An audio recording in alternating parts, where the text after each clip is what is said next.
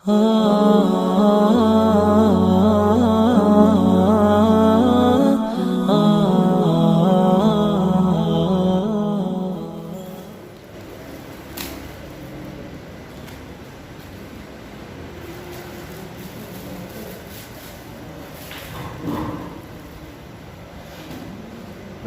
bismillahirrahmanirrahim. Assalamualaikum warahmatullahi wabarakatuh. Alhamdulillahirabbil alamin, wassalatu wassalamu ala asyrafil anbiya'i wal mursalin wa ala alihi wa sahbihi ajma'in. Allahumma anfa'na bima 'allamtana wa 'allimna ma yanfa'una warzuqna tanfa'na fid din wad dunya wal akhirah. Rabbana zidna 'ilma warzuqna fahma. Allahumma warzuqna fahma nabiyyin wa hifdhal mursalin wa ilham malaikatika muqarrabin. Rabbana shrah lana sudurana wa yassir lana umurana wahlul 'uqdatam min alsinatina yafqahu aqwalana. Amin ya rabbal alamin. Ikhwati fillah, jamaah Masjid Al-Irsyad Tulungagung yang dirahmati dan dimuliakan Allah Subhanahu wa taala. Alhamdulillah, puji syukur kita kepada Allah Subhanahu wa taala yang telah memberikan kepada kita kesempatan-kesempatan untuk bisa melaksanakan amal soleh. Allah taala memberikan kepada kita kemudahan-kemudahan agar kita bisa dekat kepada Allah Subhanahu wa taala dengan amal-amal kebaikan. Bahkan hal-hal yang buruk yang ada pada diri kita, Allah taala bisa merubah keburukan itu menjadi kebaikan, menjadi pahala ketika kita sesali dan ketika kita meminta ampun kepada Allah Subhanahu wa taala atas segala keburukan yang kita kerjakan. Karena Allah taala dengan rahmatnya, karena kasih sayangnya, Allah taala meninggalkan atau menanggalkan kemurkaannya di atas cintanya kepada hambanya. Yang kedua, marilah kita haturkan salawat dan salam kepada Nabi besar kita, Nabi Muhammad sallallahu alaihi wasallam, beserta para keluarganya, beserta para sahabatnya dan orang-orang yang mengikuti jalannya. Ya Allah. Terima kasih.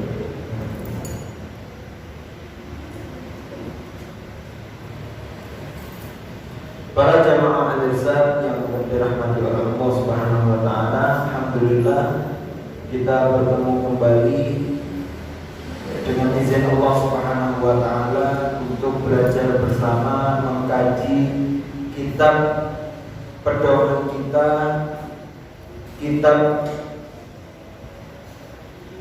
yang sangat bermanfaat untuk kebahagiaan kita di dunia dan di akhirat, yaitu Al-Quran yang mana sebagai kalamullah, kalamnya Allah Subhanahu wa ta'ala. Ikhwati fillah, insyaallah kita melanjutkan tafsir surat Al-Baqarah ayat 142 sampai 144. Insyaallah pertemuan kali ini kita mengkaji ayat surat Al-Baqarah ayat 142 sampai 144. Itu tepatnya di awal juz 2. Awal juz 2. Di sini Allah taala berfirman, A'udzu billahi minasyaitonir rajim. Sayaqulu as-sufaha'u minan nasi ma wallahum 'an qiblatihim allati kanu 'alaiha. Qul lillahi al-masyriq wal maghrib yahdi man yasha'u ila siratin mustaqim. Wa kadzalika ja'alnakum syuhada'a 'alan nas wa yakuna rasulu 'alaikum syahida wa ma ja'alna al-qiblata allati kunta 'alaiha illa lina'lama man yattabi'u ar-rasula mimman yanqalibu 'ala 'aqibaihi wa in kanat lakabiratan illa 'ala alladhina hadallahu wa ma kana Allahu liyudhi'a imanakum innallaha bin-nasi la'ufur rahim. Qad nara taqalluba wajhika fis sama' falanuwalliyannaka qiblatan tardaha fawalli wajhaka syatral masjidil haram wa haitsuma kuntum fawallu wujuhakum syatrah wa innal ladzina utul kitaba la ya'lamuna annahu al-haqqu min rabbihim wa wallahu bighafilin amma ya'malun. Di sini Allah Subhanahu wa taala menceritakan bagaimana kejadian perubahan kiblat. Perubahan kiblat di zaman Nabi sallallahu alaihi wasallam dari menghadap kiblat Baitul Maqdis berubah mengkiblati atau berubah arah kiblatnya menjadi Masjidil Haram. Jadi ayat ini ada asbabun nuzul, ada sebab turunnya ayat. Diriwayatkan oleh Al-Imam Al-Bukhari dari Al-Bara bin Azib. Beliau mengatakan, "Lamma qadima Rasulullah sallallahu alaihi wasallam al-Madinah," ketika Rasulullah datang ke Madinah setelah hijrah, "fa shalla nahwa Baitul Maqdis 16 syahra aw 17 syahra." Ketika Nabi hijrah, Nabi menghadap ke Baitul Maqdis ketika Nabi di Madinah itu selama 16 bulan atau 17 bulan kira-kira. Berarti 1 tahun 4 bulan atau 1 tahun 5 bulan Nabi ngadap ke Baitul Maqdis.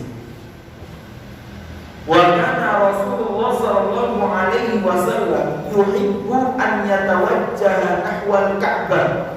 Tapi Nabi ingin supaya kiblat itu bukan menghadap Baitul Maqdis tapi menghadap ke Ka'bah. Ya, Nabi pengen menghadap Ka'bah.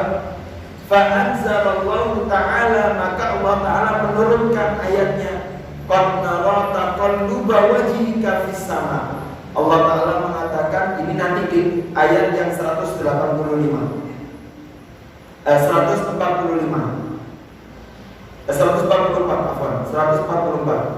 Allah Ta'ala mengatakan, kami telah melihat wajahmu yang sering menghadapkan ke langit.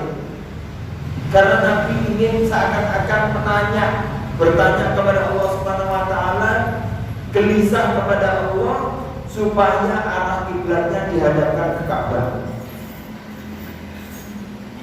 Gitu ya. Maka ikhwan fillah, Allah Ta'ala turunkan ayat ini. Nanti di ayat 144 itu pernyataan dari Allah. Yang sekarang ini Allah Ta'ala mengatakan, sayaqulu sufaha. Yaqul itu artinya berkata. Ya, yaqulu itu fi'il mudhari. Sekarang yaqulu, dia berkata. Tapi kalau fi'il mudhari di depannya ada kalimat sa, artinya bentar lagi ada orang yang akan berkata, ya, tidak lama. Seperti saya mengatakan sa'ashrab, berarti bentar lagi saya minum. Allah Ta'ala mengatakan saya qulu sufahan, bentar lagi ada orang-orang. Sufahan minan nas, dari orang, bukan semua orang, tapi sebagian orang, ada orang-orang yang sufahan. Siapa sufaha itu? Sufaha itu adalah orang yang akalnya lemah. Ya. Atau kalau di sini dimaksud, siapa yang dimaksudkan sufaha? Sufaha itu orang yang dia tidak pandai untuk memahami seluruhnya, tapi dia hanya sebagian yang dia tidak paham pada jalurnya itu. Contoh, profesor dalam satu bidang, profesor dalam ilmu matematika, maka dia sebetulnya dalam ikut ilmu agama, ketika dia lemah dalam ilmu agama, maka dia juga sufaha, yang akalnya lemah.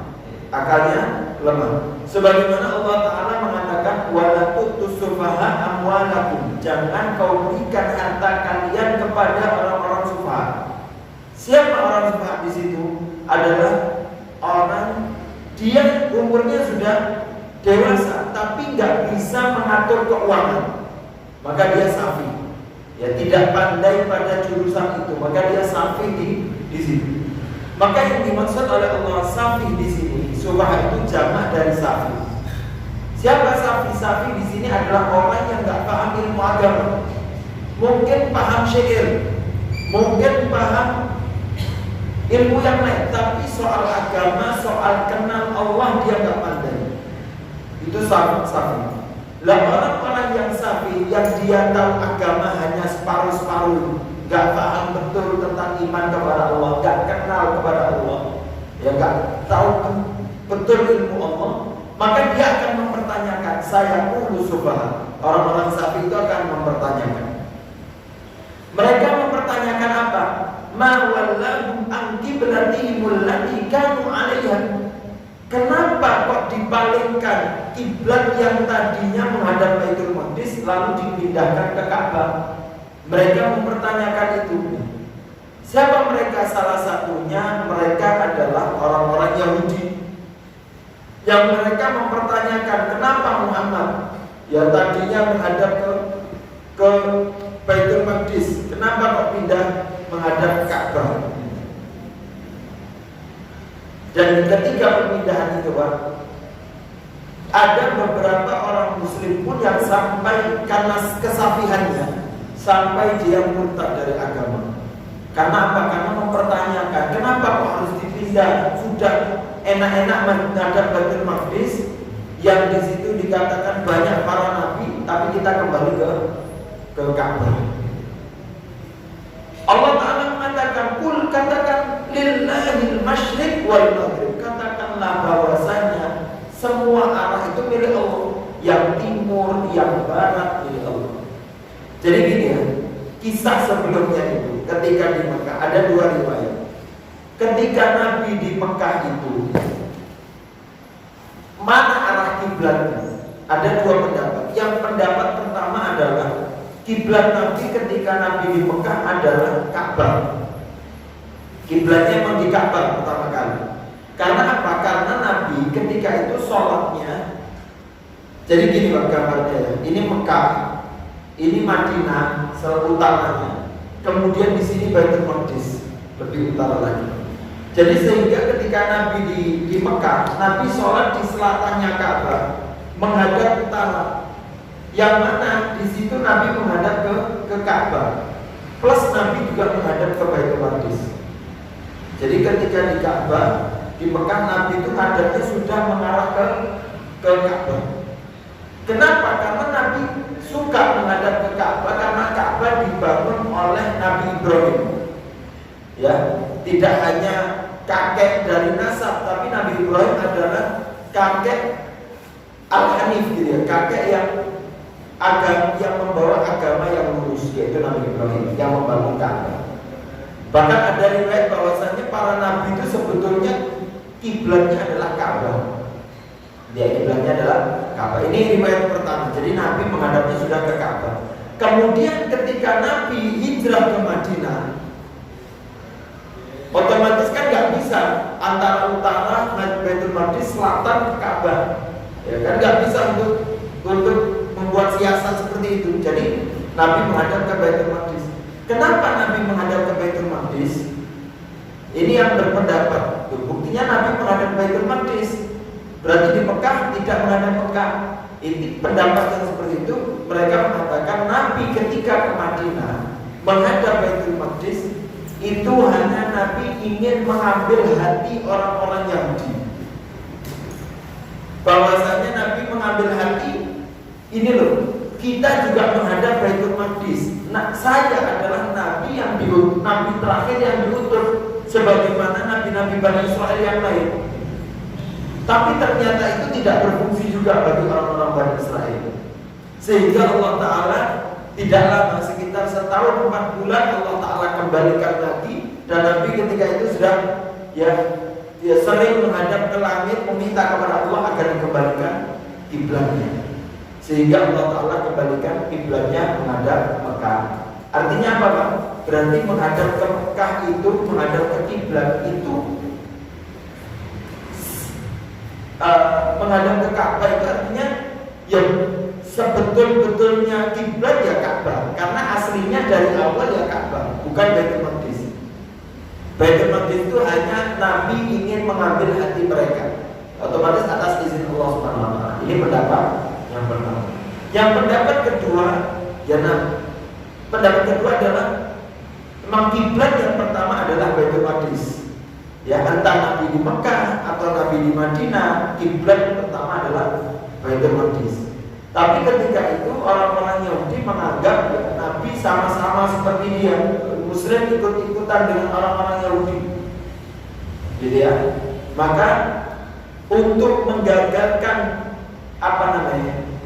hatinya orang Yahudi, Allah Ta'ala ganti bahwasanya Allah Ta'ala katakan Allah Ta'ala tidak hanya memiliki Baitul Maqdis, tapi Allah Ta'ala memiliki segala arah. Dan Allah Ta'ala perintahkan Nabi untuk orang Muslim menghadap ke Ka'bah untuk menggagalkan hatinya orang-orang Yahudi. Tapi ketika itu juga orang-orang yang di Mekah musyrik, mereka menganggap Nabi sekarang kangen, ya. Sekarang buktinya di Madinah Nabi menghadap ke Ka'bah, Nabi kangen, Nabi ingin kembali ke Mekah. Nabi tidak rindu dengan apa yang ada di Mekah. Baik. Maka ma'asyiral muslimin, ikhwani fillah, Allah Subhanahu wa taala katakan sesungguhnya milik Allah timur dan barat. Jadi bukan urusan ke Maqdis, ke Ka'bah, tapi perintah menghadap itu adalah bukan otomatis ada kemuliaan, tapi bukan karena hanya kemuliaan, tapi karena ini perintah dari Allah kita menghadap ke Ka'bah. Karena perintah Allah di awal menghadap Baitul Maqdis, sekarang karena perintah Allah menghadapnya ke Ka'bah. Jadi kita menghadap Ka'bah itu tidak hanya karena kemuliaan Ka'bah, tapi dasarnya adalah karena ini perintah dari Allah Subhanahu wa taala. Perintah. Ya, sebagaimana sudah sangat jelas, bahkan ini dalil hukum umat-umat terdahulu bahwasanya dilarang membunuh seorang yang mukmin. Tapi ketika Nabi Ibrahim diperintahkan untuk menyembelih anaknya yang bukan hanya mukmin, bahkan Nabi Ibrahim sembelih, karena urusannya adalah perintah dari Allah Subhanahu wa taala. Dan Allah Ta'ala katakan, Allah Ta'ala milik semua, maka kerjakanlah apa yang diperintahkan oleh Allah Subhanahu wa taala. Jangan seperti orang Safi. Orang Safi ini kalau kita lihat ya, bagaimana kalau kita lihat ini, kita karena kita sudah terbiasa menghadap Ka'bah. Jadi ini kalau kita tadabbur ya, seakan-akan gampang untuk merubah kiblat. Tapi kalau kita tarik di kehidupan kita, bagaimana adat yang sudah biasa kita kerjakan, bahkan soal kiblat, lalu Allah Ta'ala perintahkan kita untuk menghadap yang lain. Itu kalau bukan orang yang beriman, sulit untuk mengerjakan, karena sudah mendarah daging.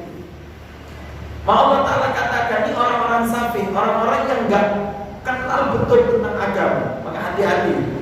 Kita beragama bukan karena ilmu, tapi karena kebiasaan, karena menganggap ini sudah adat kita. Lalu ternyata kita belajar apa yang kita lakukan bukan atas ilmu, atas adat itu, kemudian dibantah oleh ilmu yang baru kita pelajari. Kemudian otomatis kita akan berat kalau tanpa ilmu. Oh, ternyata yang saya lakukan ini kok nggak sama, gitu. Terus kita harus berubah dari adat yang sudah biasa kita kerjakan, kita kembali kepada ilmu yang kita pelajari. Otomatis sulit, ya. Sebagaimana ini perpindahan Ka'bah. perpindahan kiblat. Maka kita harus iman kepada Allah Subhanahu wa taala, mengilmui agama, meyakini bahwasanya kita melakukan ini atas dasar ilmu, yaitu perintah Allah Subhanahu wa taala. Kita enggak urusan mau Allah taala perintahkan apa pada diri kita, ya sudah. Sebagaimana contoh, kita ketika mendapatkan musibah, Allah taala perintahkan sabar, ya sudah. Meskipun sulit sabar ini, sulit, tapi karena ini perintah Allah, ya sudah. Sabar itu harus terus dimasukkan, sudah. Bismillah, bismillah, meskipun sulit, sudah. Karena perintah Allah, dan kita yakini di balik musibah yang kita hadapi dengan kesabaran diganti oleh Allah taala dengan segala kebaikan. Banyak hal-hal lain, ya. Maka kita harus landasi apa yang kita kerjakan ini atas dasar ilmu. Jangan sampai hanya karena adat. Kalau adat nanti takutnya itu kalau sudah mendarah daging sulit ketika adat yang kita kerjakan itu tidak sesuai dengan yang diinginkan oleh Allah Subhanahu wa taala, lalu kita diperintahkan untuk kembali kepada ilmu, kepada Allah. Maka kemudian Allah taala mengatakan, yahdi man yasha'u ila siratin mustaqim, dan Allah taala memberikan petunjuk kepada siapa? Kepada orang-orang yang dikehendaki oleh Allah taala menuju jalan yang lurus. Siapa mereka? Mereka yang mengikuti, yang mengittiba kepada Allah Subhanahu wa taala, mengikuti perintah Allah. Karena ketika itu, Pak, ini kisahnya ketika Nabi sholat di Masjid Bani Salim ketika itu. Kalau sekarang namanya Masjid Qiblatain. Ya. Ketika itu Nabi sholat dulu, dan di rakaat kedua Nabi masih menghadap Baitul Maqdis. Ketika ayat turun untuk menghadap ke Ka'bah, lalu di rakaat ketiga Nabi memindahkan arahnya dari Baitul Maqdis lalu pindah ke Ka'bah. Gitu ya.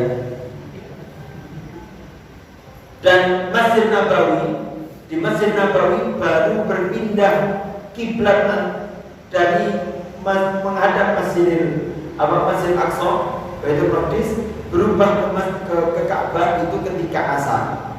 Itu di Masjid Nabawi. Tapi kalau yang di Masjid Qiblatain turun. Dan di Masjid Kuba, orang-orang Kuba mendengarkan itu baru subuhnya. Ya, mereka sudah mendapat dengar-dengar tapi belum pasti. Ketika subuh baru pasti, baru mereka berubah. Ini juga menjadi dalil bahwasanya ketika kita sholat, ya kita sholat entah lupa atau kita nggak tahu, ya nggak tahu itu artinya kita awalnya memang kita di hotel, kemudian kita sholat, kita anggap kiblat itu di depan, ya kita yakin atau kita lupa kiblat itu di depan, kemudian kita sholat dua rakaat. Ketika rukuk kita diingatkan oleh teman atau saudara kita, kiblat kamu salah, kiblat kamu yang di kanan atau kiblatnya di balik arah. Ketika kita dengarkan kita salah, apa yang kita kerjakan? Apakah perlu kita batalkan sholatnya? Tidak perlu. Cukup dengan rukuk itu kita rubah arah kiblat kita tanpa membatalkan sholat. Ya, langsung hadap kemana kiblat yang sudah dikasih tahu tadi. Kalau tadinya kita menghadap ke depan, lalu ternyata kiblat ada di kanan kita, ya langsung kita merubah arah menghadap kanan dan kita melanjutkan sholatnya. Ini ya, tanpa membatalkan sholat yang sudah kita kerjakan. Dalilnya mana? Dalilnya ini, karena ketika ayat ini turun, Nabi tidak membatalkan sholatnya, tetapi langsung merubah arah kiblatnya. Ya, dari rakaat kedua ke rakaat yang ketiga dilanjutkan. Maka orang-orang yang mengikuti Allah, ya, mengikuti Allah bukan hawa nafsu, bukan karena adatnya, tapi betul-betul Allah Ta'ala ingin apa sudah saya ikuti. Maka Allah Ta'ala katakan, yahdi may yasha'u ila siratin mustaqim. Maka mereka akan mendapatkan petunjuk dari Allah Ta'ala untuk menuju jalan yang lurus. Gitu ya. Karena soal menghadap ke Baitul Maqdis, menghadap ke Ka'bah atau menghadap kemanapun, itu perkaranya adalah karena perintah Allah. Ya, karena perintah Allah Subhanahu wa ta'ala. Maka Allah Ta'ala mengatakan, wa kadzalika ja'alnakum ummatan wasatan. Dan begitulah Allah Ta'ala jadikan kalian menjadi umat yang wasato, yang lurus. Ya, umat wasato, umat yang di pertengahan, umat yang di tengah. Artinya tidak berlebihan dan tidak kurang. Kalau ketika itu Yahudi, mereka Allah Ta'ala berikan kiblat mereka di Baitul Maqdis, Yahudi. Ya, ini yang pendapat kedua itu.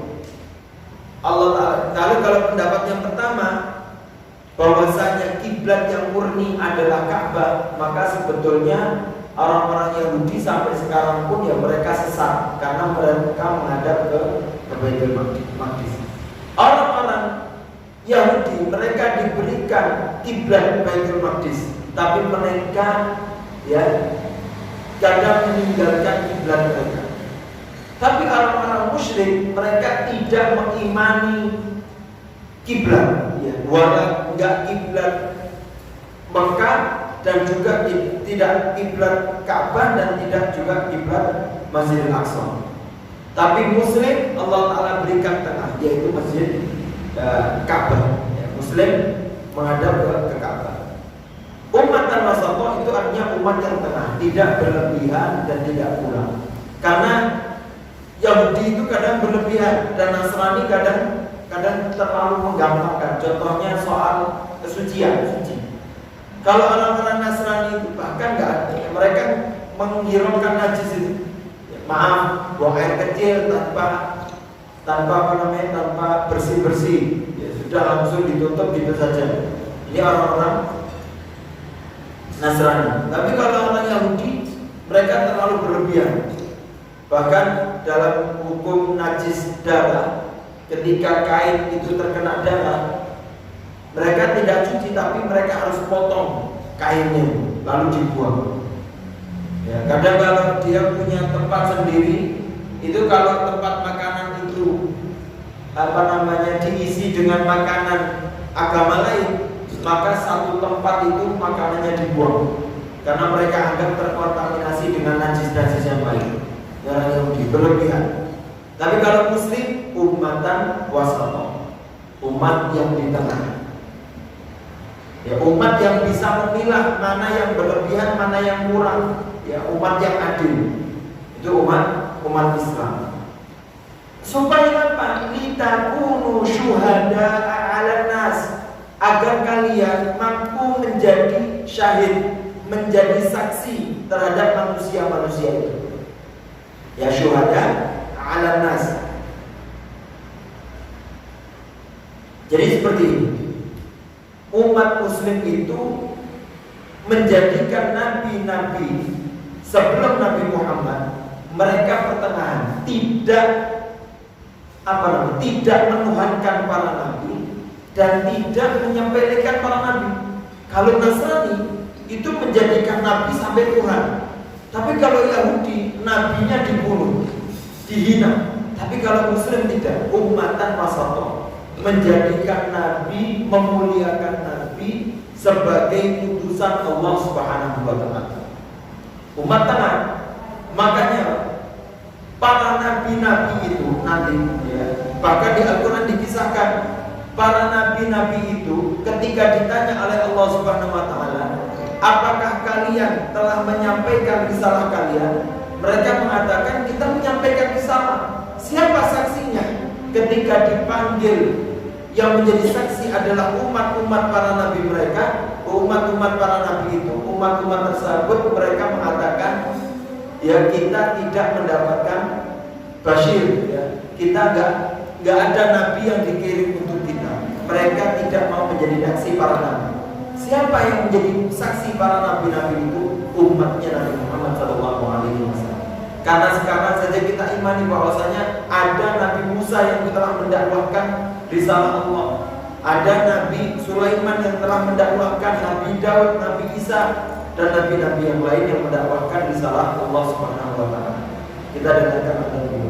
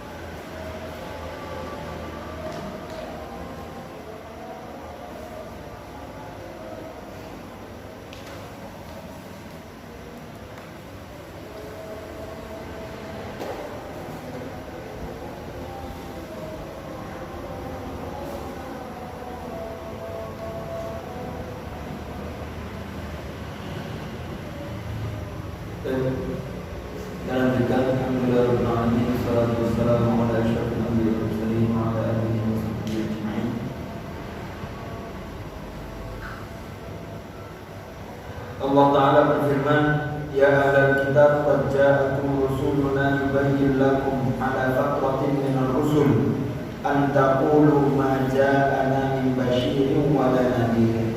Ini yang diucapkan oleh umat-umatnya para nabi ketika mereka ditanya oleh Allah, mereka mengatakan ma ja'ana min basyirin wa la nadhir. Tidak ada yang datang kepada kita untuk memberikan kabar gembira atau peringatan, yaitu nabi. Siapa yang menjadi saksi para nabi itu dan umatnya, ya umat muslim. Umat muslim yang tahu bagaimana keadaan umat-umatnya para nabi terdahulu. Kemudian Allah Ta'ala mengatakan, wa yakuna rasul alaikum syahidan, supaya wa yakun, dan nanti ar-rasul, yaitu Nabi Muhammad SAW akan menjadi saksi bagimu. Ini keutamaan ketika kita menjadi orang wasato. Kita akan tahu mana yang baik, mana yang hak, mana yang batil, mana yang benar, mana yang salah. Karena umatan wasatun di tengah ini bisa jadi kalau kita tadabbur, kalau kita ingin bisa memilah mana yang baik yang mana yang benar, kita harus di tengah. Ya, kita harus di tengah. Tidak terlalu condong kepada salah satu dengan yang lain. Ingin menyatukan antara dua orang yang berseteru, maka kita harus tengah. Gak bisa kita condong kepada yang lain, maka kita gak bisa memilah dulu. Ya, harus menjadi umat wasat tengah sehingga kita bisa membedakan satu dengan yang lain. Ketika kita nanti mampu menjadi saksi bagi mereka, maka yang menjadi saksi bagi kita adalah Rasulullah sallallahu alaihi wasallam. Wa yakunur rasul alaikum syahidan. Rasul akan menjadi saksi bagi kamu. Apa saksinya? Bahwasanya kamu telah mengikuti kiblat sebagaimana Nabi perintahkan atau Nabi ajarkan kalau kita untuk menghadap ke kiblat. Ke kiblat Ka'bah, ya, menghadap kiblat Ka'bah.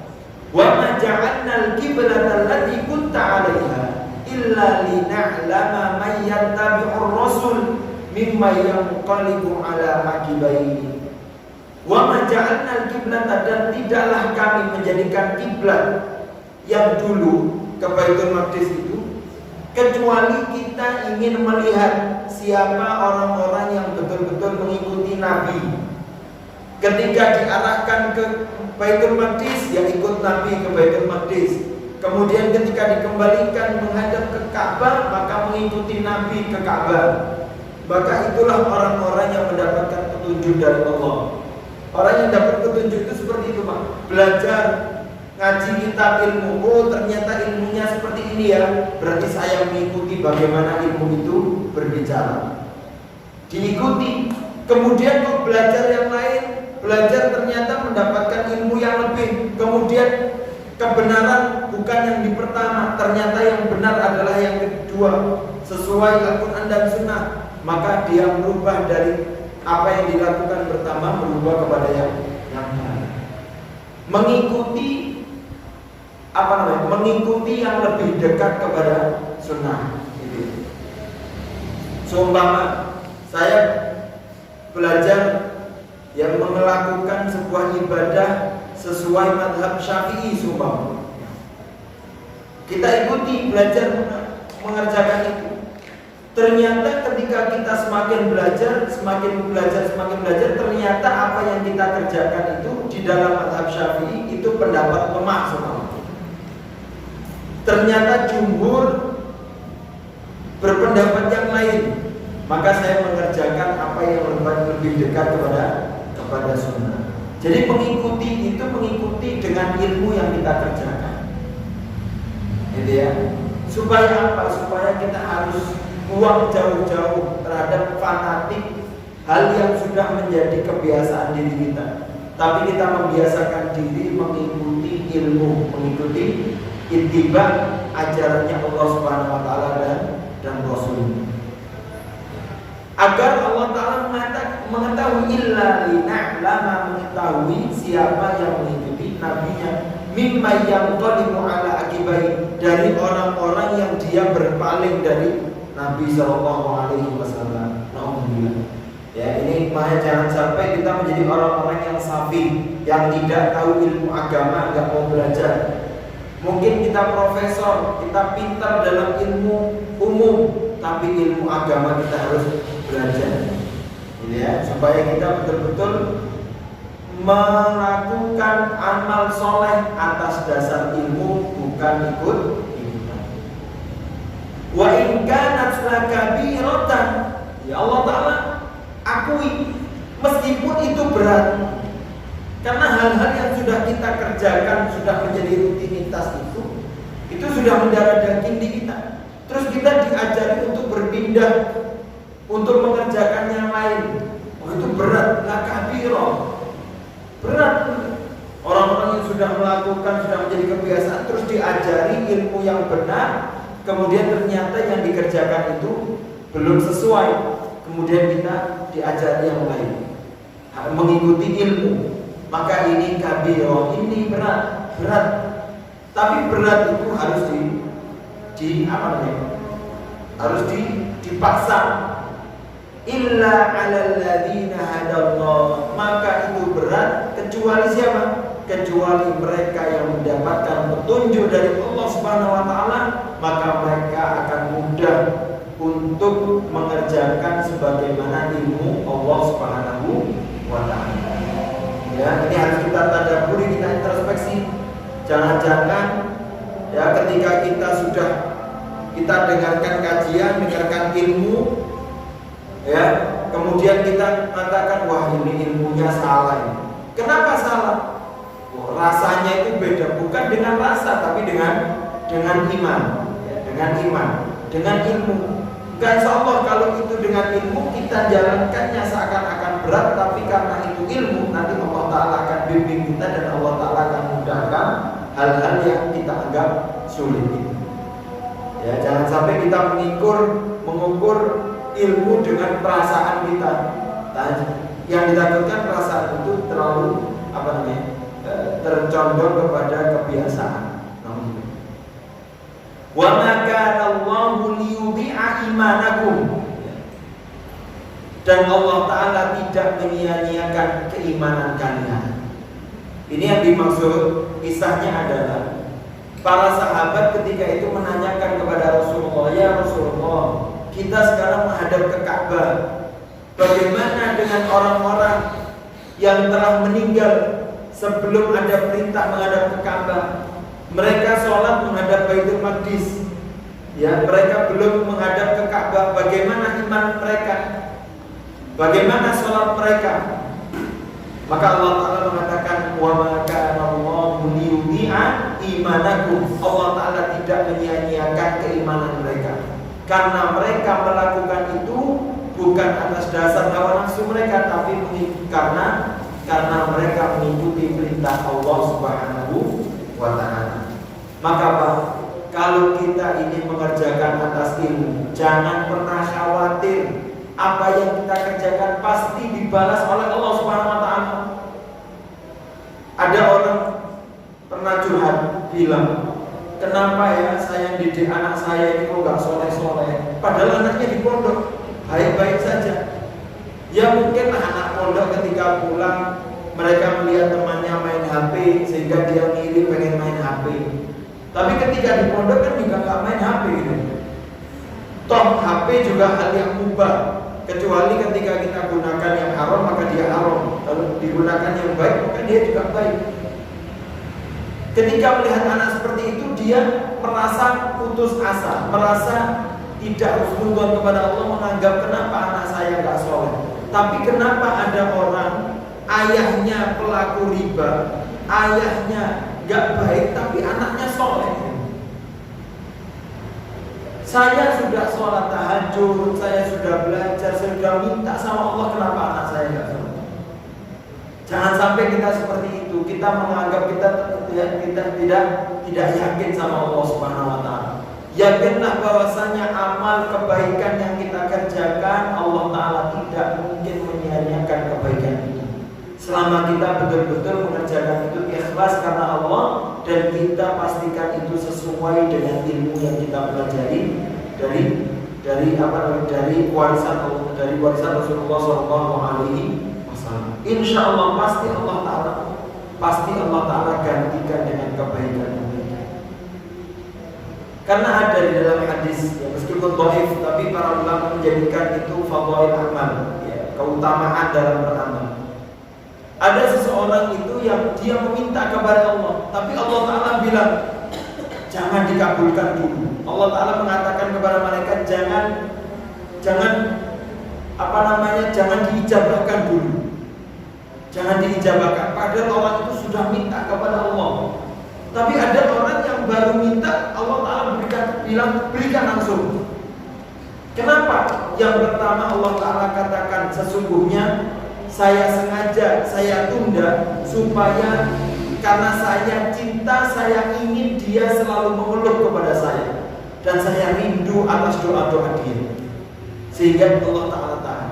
Tapi ada orang yang langsung diberikan. Karena apa? Karena Allah Ta'ala sudah, orang ini saya sudah malas, dan apa yang dia minta malu diberikan. Maka ini bahaya. Ketika semoga kita bisa mengamalkan, ketika kita bisa mengamalkan atas dasar ilmu kita, maka itu sebuah kenikmatan. Tapi ketika kita mendapatkan hal yang nikmat atau kita bisa mengamalkan ternyata bukan atas dasar ilmu, bisa jadi itu menjadi ujian bagi kita. Apakah amal itu betul-betul amal atas ilmu atau amal yang ternyata kita anggap yuhsinuna sun'ah, kita anggap itu baik, ternyata itu tidak baik. Innallaha bin nasi la raufur rahim. Sesungguhnya Allah Subhanahu wa taala terhadap manusia itu raufur rahim. Ini sebagaimana yang diwarisi kepada Nabi Muhammad SAW. Sifat rauf dan rahim. Apa itu rauf dan rahim? Kalau rahim itu cinta, sayang Allah taala, sayang. Kalau rauf, Allah taala berharap agar hambanya tidak melakukan dosa. Itu namanya Allah. Muraqabatullah, Allah Ta'ala menjaga hambanya jangan sampai hamba ini masuk dalam jurang dosa. Itu namanya Allah.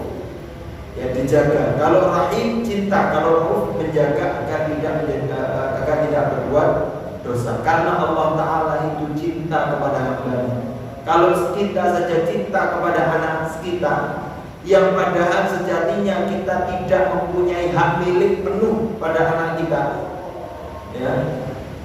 apalagi Allah Subhanahu wa taala yang mempunyai hak milik penuh terhadap kita semuanya. Innalillah, kita semuanya milik Allah Subhanahu wa taala. Otomatis Allah taala jauh lebih cinta kepada kita daripada seorang ibu cinta kepada anaknya. Maka ikhwafillah, marilah kita menjalankan amal-amal soleh ini betul-betul karena kita menjalankannya karena perintah dari Allah Subhanahu wa taala. Menjalankannya karena ini ajaran dari Rasulullah SAW. Kalau saya bisa rumuskan dua ayat ini mengajarkan kepada kita bahwasanya semua yang kita kerjakan harus sesuai dengan ittiba. Urusannya adalah mengikuti yang diajarkan oleh Allah. Mau suka nggak suka, paham nggak paham, yang penting kita ngikuti Allah Subhanahu wa taala dulu. Karena ini permisalan yang berat, merubah arah kiblat itu berat. Yang kita kerjakan bayangkan 5 kali dalam sehari terus dirubah, itu berat. Orang prosesi yang acaranya tahunan, yang tidak sesuai sunnah saja, yang dikerjakan setahun sekali saja, kalau dirubah berat. Apalagi kebiasaan yang sudah dikerjakan sehari minimal 5 kali terus dirubah, itu sangat berat. Tapi urusannya adalah iman kepada Allah, urusannya adalah mengikuti apa yang diinginkan oleh Allah Subhanahu wa taala. Semoga mungkin ini saja, nanti ayat selanjutnya kita bahas di pertemuan yang selanjutnya. Semoga apa yang kita amalkan, yang kita kerjakan, yang kita ilmui ini betul-betul atas kehendak Allah Subhanahu wa taala, atas ilmu dari Allah Subhanahu wa taala. Semoga ketika kita mengilmui atas perintah Allah Subhanahu wa taala, kita mendapatkan petunjuk dan mendapatkan bimbingan dari Allah Subhanahu wa taala, dan kita mendapatkan sifat, mendapatkan kasih sayang dan mendapatkan raufnya dari Allah Subhanahu wa taala, dan kita dimasukkan oleh Allah Subhanahu wa taala di sisinya, di surganya Allah Subhanahu wa taala karena cintanya Allah kepada kita semuanya. Amin ya rabbal alamin. Minta maaf kurang lebihnya, semoga ini bermanfaat. Kalau ada kebaikan datangnya dari Allah, kalau ada kekurangannya dari saya sendiri. Astagfirullah. Subhanallahi wa bihamdika, asyhadu an la ilaha illa anta, astaghfiruka wa atubu ilaik. Akhiran da'wana alhamdulillahi rabbil alamin. Wassalamu alaikum